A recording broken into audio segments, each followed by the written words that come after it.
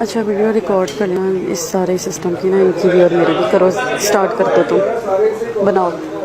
ऐसी वीडियो नहीं लगानी। बनाओ तो दो। अच्छा चलिए फर्स्ट क्वेश्चन, आप कैमरे के अंदर देखिए।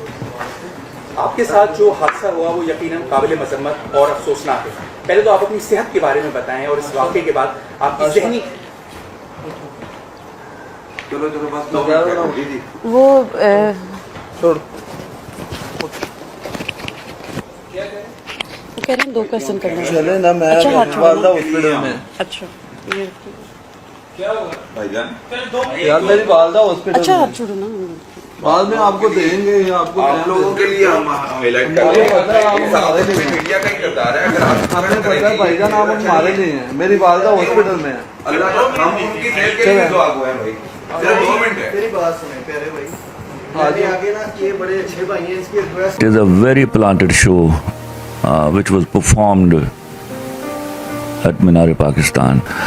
रियासत को इस कदर खौफनाक सजाएं देना होंगी इनको कि ये ऐसी सस्ती शोहरत के लिए अपनी इज़्ज़त आबरू को बर्बाद करने वाली लड़की, ये वो ज़ख़म लगाने की कोशिश की गई है जो याद रखिएगा अगले कई सालों तक भर नहीं पाएगा। और एक लड़की ने मिलकर इस मुल्क की इज़्ज़त और आबरू के साथ खिलवाड़ किया है, जुआ खेला है इसके साथ। वहाँ मेरे शायरे इस्लाम का मजाक उड़ाया गया, मेरे यहाँ के सोशल सेटअप और उसकी नॉर्म्स और वैल्यूज़ की धज्जियाँ बखेरी गईं। तो मैंने शायद बड़ी देर बाद अपनी ज़िंदगी का वो अपनी अफसरदा तरीन रात गुजारी है। और मैं सोचता रहा कि हमारे यहाँ लोग सस्ती शोहरत के लिए इस कदर सस्ते क्यों हो जाते हैं कि उनके सामने अपने मुल्क कौम की महंगी इज़्ज़त भी किसी खाते में नहीं आती और वो इसको बर्बाद करके चंद टके कमा लेते हैं। और मैं कलमा पढ़ के कहता हूँ, अगर हिफाजत और महफूज होने की बात है तो सिर्फ यही मुल्क है जहाँ पर औरत महफूज है। जी अस्सलाम वालेकुम नाज़रीन, मैं हूं आपका मेज़बान अर्शकुंदर। आप देखें नया पाकिस्तान। नाज़रीन, चंद रोज़ पहले मीनार-ए-पाकिस्तान के साय तले एक अफसोसनाक वाक़या पेश आया था। 400 लोगों ने एक ख़ातून को तशद्दुद का निशाना बनाया था।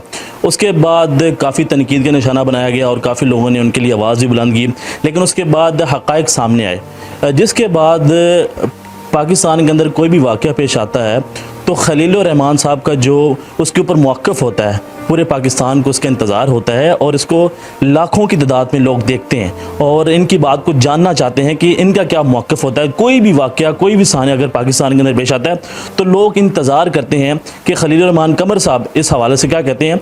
तो आज इन्होंने टाइम दिया। Sir thank you so much, आपने टाइम निकाला। तो क्या कहेंगे सर इस वाक़े के ऊपर, इतना बड़ा वाक़या पेश आया, इस हवाले से क्या? ये वो बदकिस्मत वाक़या है जिसने तज़लील की है इस मुल्क की और मुख्तलिफ़ महाज़ों पर फ़ौज की खारजा अमूर पर लड़ते हुए मेरी रियासत और मेरे मुल्क की हुकूमत की। ये वो ज़ख़म लगाने की कोशिश की गई है जो याद रखिएगा अगले कई सालों तक भर नहीं पाएगा। चंद हरामी लौंडों ने और एक लड़की ने मिलकर इस मुल्क की इज़्ज़त और आबरू के साथ खिलवाड़ किया है, जुआ खेला है इसके साथ और इस जुए में मेरे मुल्क की आबरू हार गई है। मैं जब पहले दिन ये वाक़या मुझे पता चला तो मैंने शायद बड़ी देर बाद अपनी ज़िंदगी का वो अपनी अफसरदा तरीन रात गुजारी है। और मैं सोचता रहा कि हमारे यहाँ लोग सस्ती शोहरत के लिए इस कदर सस्ते क्यों हो जाते हैं कि उनके सामने अपने मुल्क कौम की महंगी इज़्ज़त भी किसी खाते में नहीं आती और वो इसको बर्बाद करके चंद टके कमा लेते हैं। Now seemingly it appears it is a very planted show which was performed at मीनार-ए-पाकिस्तान। बेशर्मी ये है कि जहाँ ये वाक़या हुआ वहाँ करारदाद पाकिस्तान पेश हुई थी। दो कौमी नज़रिए का तारुफ़ कराया गया था और दो कौमी नज़रिया कतई तौर पर दो मुख्तलिफ़ कौमों मज़ाहिब की बुनियाद पर बंटने वाली दो कौमों के हवाले से था। वहाँ मेरे शायरे इस्लाम का मजाक उड़ाया गया, मेरे यहाँ के सोशल सेटअप और उसकी नॉर्म्स और वैल्यूज़ की धज्जियाँ बखेरी गईं। और एक लड़की ने बताया कि मैं कैसी ही बेहयाई करूं, यहाँ कोई रोकने टोकने वाला नहीं है, ना उसकी फैमिली का कोई आदमी, ना रियासत का कोई बाशिंदा। और उसके बाद वो प्लांटेड थे या वो उन लोगों ने अपनी मर्ज़ी से वो हरामजदगी की। वो जो 300-400 लौंडे थे, उन्होंने जो खिलवाड़ किया, उनको भी मालूम नहीं था कि वो मुल्क की इज्जत के साथ किस बेदर्दी से खेल रहे हैं। अब इस वाक़े का बड़ा आसान तरीका है, ये इंटरनेशनल मीडिया को तो अब आपने जवाब देते रहना है, और आपके पास की औकात नहीं है। एक भिखारी और उधार मांग कर खाने वाली कौम की हैसियत से आपकी औकात नहीं है कि आप जवाब दे पाएंगे।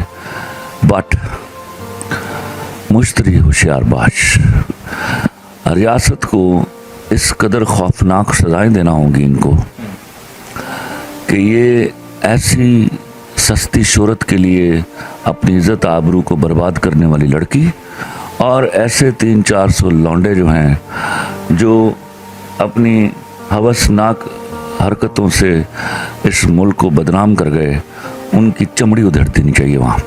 सर यहाँ पे ये भी सवाल किया जा रहा है, कुछ लोग जो हैं वो कह रहे हैं इन 400 की वजह से तमाम के तमाम जो पाकिस्तान के मर्द हैं वो ठीक नहीं हैं। और एक बयान ये भी सामने आया कि मैं अल्लाह का शुक्र अदा करता हूँ कि अल्लाह ने मुझे बेटी अताने की। क्या ऐसे बयानात देना दुरुस्त हैं? वो एक इंतहाई बेशर्माना बयान है कि अल्लाह ने मुझे बेटी नहीं दी। आपने तौहीन की है, बहुत ही घटिया बयान था वो। लेकिन मैं उसको इस हवाले से डिस्कस नहीं करना चाहता कि शायद वो किसी वक्त मुझे मिले तो उसको मैं बैठ के समझा सकूं। वो जज्बाती हो गया, और इस मामले में उस वक्त तो मैं भी जज्बाती था उस लड़की के लिए। वो तो जब पोल खुली तो पता चला कि वो किस कमाश की लड़की है, वरना ये एक बेशर्माना स्टेटमेंट थी और उसको अल्लाह और कौम से माफ़ी मांगनी चाहिए इस बात पर। सर, इस सारे मामलात के अंदर आप किस हद तक कहते हैं कि लड़की का भी कसूरवार है? लड़की भी इस मामले के अंदर उसने लोगों को इनवाइट किया। वो किया यार, कसूरवार क्या, इंस्टिगेट किया उसने, बाकायदा मजमे को बुलाया है, वो उसका बुलाया हुआ मजमा था। उसने मैसेज करके बताया कि मैं आ रही हूँ और जिसने मेरे साथ सेल्फी बनवानी है वो वहाँ पहुँच जाए। तो ये सेल्फियाँ बनवाई हैं उन्होंने। और मुझे लगता है, देखो अब ये तफ्तीशकारों को सोचना चाहिए कि ये प्लांटेड काम था। ये सब कुछ जो हो रहा था ये होना तय कर लिया गया था। अरे सर, ये बताएं कि कुछ लोग जो हैं वो लिबास के हवाले से बात करते हैं कि उसकी मर्ज़ी वो कौन सा मर्ज़ी लिबास पहने। आप कौन होते हैं उसके हवाले से बात करने वाले? वो चाहे मीनार पाकिस्तान जाए, वो चाहे बादशाही मस्जिद जाए, वो जहाँ मर्ज़ी जाके सेलिब्रेशन करे, आप इसके ऊपर बात नहीं कर सकते हैं। इसी हवाले से मैं सवाल करूँगा, इस्लाम इसके हवाले से क्या कहता है? उनको समझाना चाहते हैं। बात तो है कि जो मर्ज़ी वाले हैं इनको बताना चाहिए कि अगर उनकी ये मर्ज़ी है तो लौंडों की भी फिर यही मर्ज़ी है। अगर इस तरह की मर्जियाँ होनी है, आप जो मर्जी लिबास पहने, नंगी फिरें आप, लेकिन आप बताएं कि आप औरत नहीं हैं। फिर औरत का एक मयार है जो मुतय्यन किया इस्लाम ने। आपको अपना होगा, अगर आप सर नहीं ढांपती तो आप फिर वो बताइए जो हैं। औरत के एम्बिट में मत दाखिल होने की कोशिश कीजिए। औरत बड़ी मुकद्दम और बड़ी बाइश एहतराम है मेरे मुल्क की। सर, जब भी कोई पाकिस्तान के अंदर वाक़या पेश आता है तो लोग बड़ी बेताबी के साथ आपका इंतज़ार करते हैं कि आपका मौक़िफ़ आता है और उसको मिलियंस की तादाद के अंदर लोग देखते हैं और उसके ऊपर फिर एक राय कायम करते हैं। तो एक मरतबा फिर आपका एक इंटरव्यू चल रहा है और लोग बड़े आपके साथ मोहब्बत का इज़हार कर रहे हैं। और अगर ये कहा जाए कि सबसे ज़्यादा अभी तक जो देखने वाले साने के बाद इंटरव्यू है वो आपका है, तो इस हवाले से कि जो लोग कहते हैं कि पाकिस्तान के अंदर मर्द जो हैं ये ख़वातीन के वो हकूक़ नहीं देते हैं, ये ख़वातीन को जो चाहती हैं वो नहीं करने देते हैं, ये मर्द जो हैं पाकिस्तान को बदनाम करवा रहे हैं। ये करना चाहती हैं ना खातिन, ये खातिन नहीं करना चाहती। आप पहली तो बात ये है कि ये वो टोला है जो मेरे मुल्क की औरत को रिप्रेजेंट नहीं करता। वहाँ पर एक लड़की ये थी और 70-80 हज़ार लोग और भी थे, जिनमें 20-22 हज़ार लड़कियाँ तो थी। वो भी आई और वो सालों से आ रही हैं। ऐसा कभी वाक़या नहीं हुआ। 70 साल में ऐसा कोई वाक़या? 70 साल में ऐसा कोई वाक़या नहीं हुआ। ये पहला अंधुनाक वाक़या है ये, जिसने मेरे मुल्क की इज़्ज़त की मिट्टी पलीद की है, और ये इस लड़की और उन 300-400 लौंडों की वजह से हुआ। तो सर ऐसे वाक़यात को रोका कैसे जा सकता है? रियासत शुड प्ले इट्स रोल। उसको डिफाइन करना होगा, उसको डिफाइन करना होगा कि कितनी लिमिट्स में रहने की इजाज़त दी जा सकती है मर्द को भी और औरत को भी। आप इस तरह मादर पिदर आज़ादी को हासिल करके अगर आप ये समझते हैं कि आप किसी सोशल सेटअप की नुमाइंदगी करती हैं, किसी मज़हब की नुमाइंदगी करती हैं, तो आप फिर वो बेवकूफ़ लोग हैं जो जहालत के अंधे कुएं में रह रहे हैं। सर इसमें कोई दूसरी दो राय नहीं है कि आप ख़वातीन के लिए भी काम करते हैं, उनके हकूक़ के लिए भी बात करते हैं, मर्दों के हकूक़ के लिए बात करते हैं। तो काम करता हूँ, ये कोई काम करती हैं? I am working for them, I am fighting for their rights. एक एक राइट के लिए मेरी कोशिश है कि ऐसा मुमकिन हो जाए कि मेरे मुल्क की हर औरत को उसके वो सारे जायज़ हुकूक मिल जाएं जिनको वो डिज़र्व करती है। और ऐसे ही ये शर्मो हया के मामले सिर्फ औरत तक परटेन नहीं करते, ये शर्मो हया के मामले इसकी कदर मर्द पर भी लगती है, उसको भी हाँपने, नज़रें नीची रखने और औरत की इज़्ज़त और आबरू की हिफाजत करने का हुक्म है उस पर भी। सर इस सारे मामले के अंदर आप ऐसे लोगों को क्या कहेंगे कि जिन्होंने दो तरफ़ा जो है वो चीज़ें नहीं देखी, एक तरफ़ा चीज़ें देखी, उन्होंने इस चीज़ का इंतखाब किया और एक मुहिम चली जिसकी वजह से पाकिस्तान का नाम पूरी दुनिया के अंदर बदनाम हुआ। अब वो बदनामी कैसे मिटाई जा सकती है? अब तो चीज़ें चल चुकी हैं। ये बदनामी हो चुकी है, याद रखिएगा। मैं बार बार कहता हूँ कि इंडिया जो बदनाम है अपने मुल्क में औरत की बदतकरीमी में और के वाक़यात में, औरत की तज़लील में, उसका चेहरा इस वाक़े की आड़ में छुप जाएगा। उसका जो भौंकने वाला मीडिया है वो सारी दुनिया को बताएगा कि पाकिस्तान में औरत महफूज नहीं है। और मैं कलमा पढ़ के कहता हूँ, अगर हिफाजत और महफूज होने की बात है तो सिर्फ यही मुल्क है जहाँ पर औरत महफूज है। सर चंद माह पहले इमरान खान साहब ने बात की थी ख़वातीन के लिबास के हवाले से, और जिसके बाद उन्होंने कहा कि अगर आप अपना लिबास को पूरा कर लेंगे तो ये जो मामलात होते हैं ये रुक सकते हैं। लेकिन उसके बाद चंद लोगों की तरफ से इंटरनेशनली तौर पे भी प्रेशर डाला गया और कहा गया कि इमरान खान साहब जो है वो तज़लील कर रहे हैं एक ख़ातून की, ख़वातीन की। बिल्कुल नहीं, उन्होंने एक बाप की हैसियत से कही थी ये बात। अब आपके ऊपर है, आप ना पहनिए। किसने आपको, कौन कपड़े, आप कपड़े पहना के आते हैं औरतों को? मैं कपड़े पहना के आता हूँ? आप अपनी मर्जी से जो मर्जी पहनती हैं। वो एक मुल्क का सरबरा जो है वो अपने उस टेन्योर की हद तक बाप होता है कौम का। वो उसने एक बाप की हैसियत से, जैसे बाप अपनी बेटियों को कहते हैं, सर ढांपने के लिए, ये सर ढांपने का हुक्म मेरी शरिया ने दिया है और उसके फ़वाइद है, क्योंकि वो इंस्टिगेट नहीं करती चीज़। जब आप ढांप कर फिरती हैं तो आप अपनी आबरू और इज्जत की हिफाजत करती हैं। और आपके पास क्या एक्स्ट्रा चीज़ क्या लगी हुई जो दिखाने की कोशिश कर रही हैं आप? What is special with you? तो ये बातें उनको समझानी होंगी और समझनी होंगी। और वो एक टोला है। और मुझे अफसोस सिर्फ इमरान खान के ऊपर इस बात का है कि उनको किसी सूरत में अमेरिका जर्नलिस्ट को एक्सप्लेनेशन नहीं देनी चाहिए थी। He was absolutely right, so when somebody is right he is right, that's it. उसको सीधा जवाब देना चाहिए था, who are you to ask this question?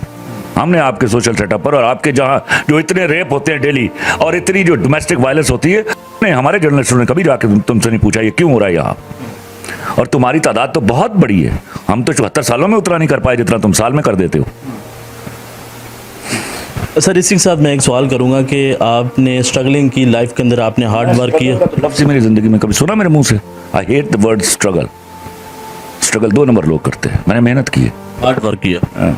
आपने इतनी मेहनत की और जिसके बाद अल्लाह ताला ने आपको इतनी इज्जत दी है और आपने कामयाबी हासिल की है, तो किसी न किसी सतह पे आपने कभी बस का जो है वो सफ़र किया होगा और उसके दौरान आपने देखा होगा कोई खातून आती हैं तो तमाम के तमाम जो मर्द हैं वो उनको जगह देते हैं, जी बैठे।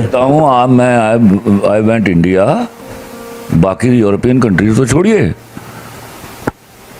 मैं इंडिया गया, ट्रेन में बैठा और रश लगा हुआ था, हमें जाना था पुलिस रिपोर्टिंग के लिए वीटी स्टेशन, उनका पुलिस स्टेशन।